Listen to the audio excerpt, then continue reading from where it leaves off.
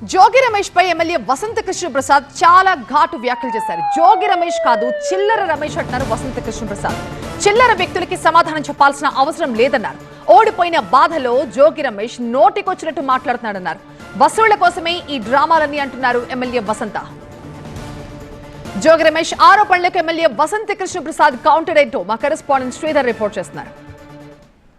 Sir, గత కొంతకాలంగా మీ పైన వివాదాస్పద వ్యాఖ్యలు చేస్తున్నారు. అంటే దీనికి ప్రధాన కారణమే అతను చూడలేక అతను ఓడిపోయాడు, నేను గెలిచాను, ఏడుపు కుళ్ళు, చిల్లర రమేష్, అతని పేరే చిల్లర రమేష్, ఆ పెడన్లన్నీ చిల్లర పనులు చేశాడు. ఇక్కడికి వచ్చి అతను అయ్యే ఊహించుకుంటున్నాడు. వీడు మాటకు ముందు ఒకసారి వచ్చి పావలా ప్రసాద్ అని నోటికి వచ్చినట్టు ఇష్టం వచ్చినట్టు వాగుతూ ఉన్నాడు. సరే, నేను కూడా ఎందుకు కుక్కలు మొరుగుతూ ఉంటే మనం ఎందుకు పట్టించుకోవటం అని చెప్పి నేను పెద్దగా పట్టించుకోవట్లేదు.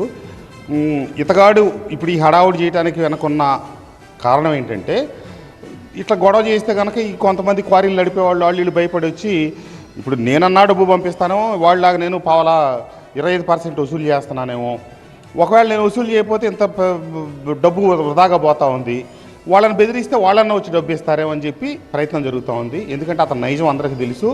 హౌసింగ్ మినిస్టర్గా హౌసింగ్ లేఅవుట్లకు సంబంధించి డబ్బులు రిలీజ్ చేయడానికి రాష్ట్రంలో ఉన్న వైఎస్ఆర్ కాంగ్రెస్ పార్టీకి సంబంధించిన నాయకులందరి దగ్గర డబ్బులు తీసుకున్నాడు, 2-3 దగ్గర తెప్పించి. అట్లాగే సొంత సామాజిక వర్గం వాళ్ళకి ఉద్యోగాలు ఇప్పించి డబ్బులు తీసుకున్నాడు. అది అంతా ఓపెన్గా బయటపడి నా రభస అయిందనమాట. అతను సొంత పిఏని నా దగ్గరకు వచ్చి చెప్పాడు, అతను ఏదైనా కొద్దిగా ఒక స్టాండర్డ్లో ఉంటే కనుక మాకేమన్నా కాస్త 4,000-5,000 ఇచ్చేవాళ్ళు, అతను 5,000 తీసుకున్నప్పుడు మాకే. అట్లాంటి క్యారెక్టర్ కలిగినోడు నా గురించి మాట్లాడుతూ ఉన్నాడు. కాబట్టి పచ్చకామరోడు కళ్ళకి లోకం అంతా పచ్చగా ఉంటుందని అందరి గురించి అతను అట్లా అనుకుంటా ఉన్నాడు. ప్రజలకు సంబంధించిన విషయాలు నేను కలగజేసుకుంటానని చెప్పితే ఇతరత్ర వ్యవహారాలతో నాకు సంబంధం లేదు.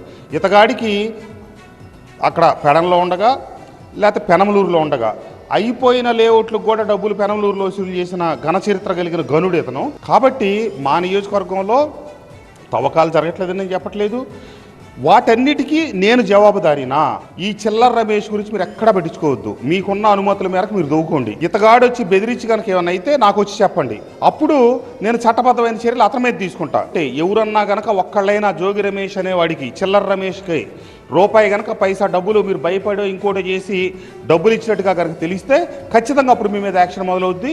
మీరు ఈ నియోజకవర్గ పరిధిలో ఎక్కడ చెంచా మట్టి దోవలేరు, ఇసుక దోవలేరు. మీరు అక్కడే నిలబడండి, వాడు వచ్చి మాట్లాడితే వాడు చొక్కా పట్టుకోండి. వీడెవడండి బాధ్యులు చేయడానికి? వీడెంత, వీడి బొతికి ఎంత?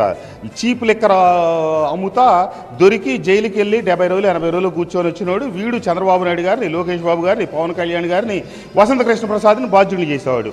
నువ్వంత పోటుగాడివైతే, నువ్వంత పుడింగివైతే నువ్వు పోయి జగన్మోహన్ రెడ్డిని అడుగు, నువ్వెందుకు ఈ లెక్కర పని చేసేవరా అని చెప్పి జగన్మోహన్ రెడ్డిని నిలది. ఇతగాడి బతికేవడగా తెలియదు, ఇతగాడి నాయకుడు బతికేవడగా తెలియదు. ఇసుక అంతా కుంభకోణం, ఇసుక కుంభకోణం చేసి 7,000 కోట్లు మన సుప్రీంకోర్టు పెనాల్టీ వేసింది. పోయి అడుగు జగన్మోహన్ రెడ్డి చొక్కా పట్టుకొని, నీకు ముఖ్యమంత్రిని చేసి నిన్ను కూర్చోబెడితే నువ్వు అవినీతి అంత ఎందుకు చేసావు, 3,500 కోట్లు లెక్కర స్కామ్ ఏంటి, 7,000 కోట్లు ఇసుక స్కామ్ ఏంటి అని చెప్పి పోయి నువ్వు జగన్మోహన్ రెడ్డిని అడుగు. కుక్కలకు సమాధానం చెప్పాల్సిన అవసరం లేదు. అసలు చల్లని రూపాయి చిల్లర రమేష్.